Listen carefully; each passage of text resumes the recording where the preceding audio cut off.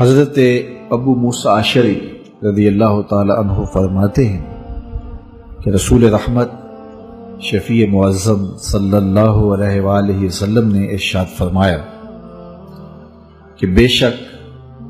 شعبان کی نصف شب کو اللہ تعالی جل شانہ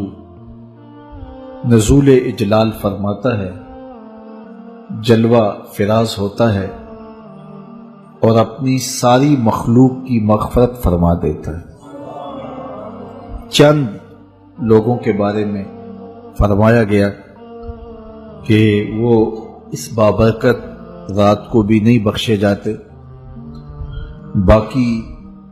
اللہ تعالی جل شانہ اس رات کو تمام گناہگاروں کو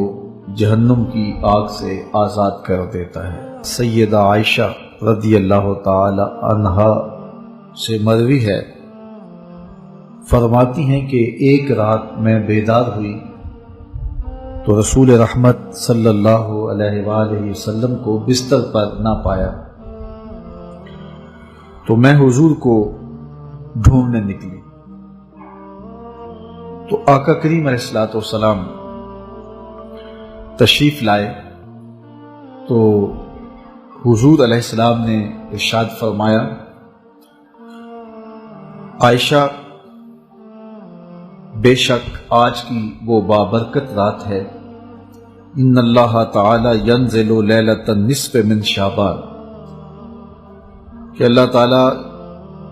نصف شعبان کی رات کو نزول فرماتا ہے الی السماء الدنیا، آسمان دنیا پر، فَيَغْفِرُ لِأَكْثَرَ مِنْ عَدَدِ شَعْرِ غَنَمِ كَلْبٍ،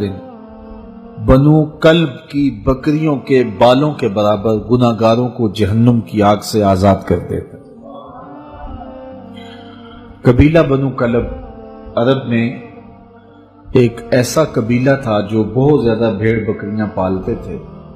ان کی بکریاں باقی لوگوں کی بکریوں کی نسبت زیادہ تھیں،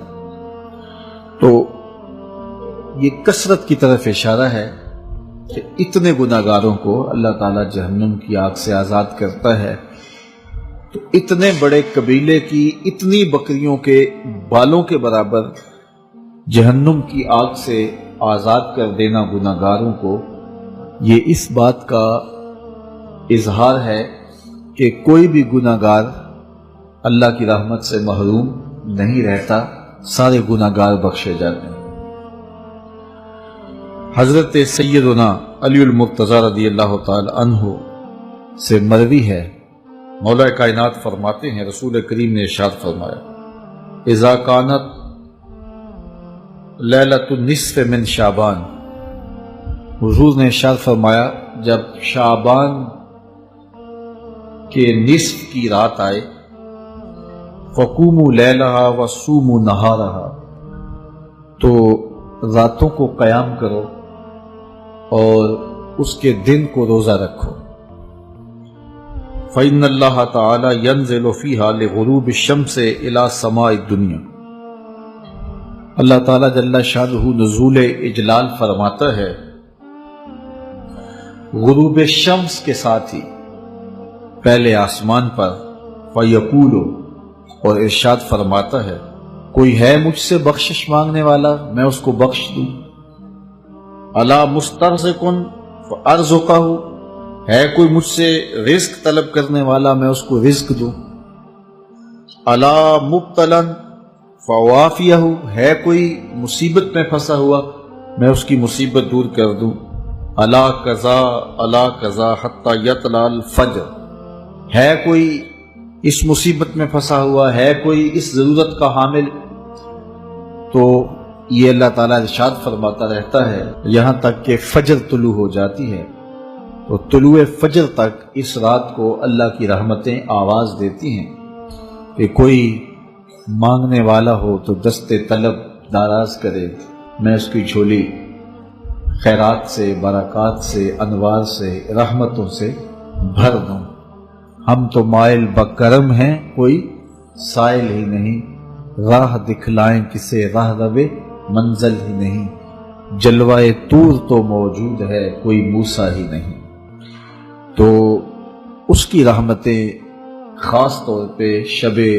برات کو آوازیں دیتی ہیں اور بندوں کو پکارتی ہیں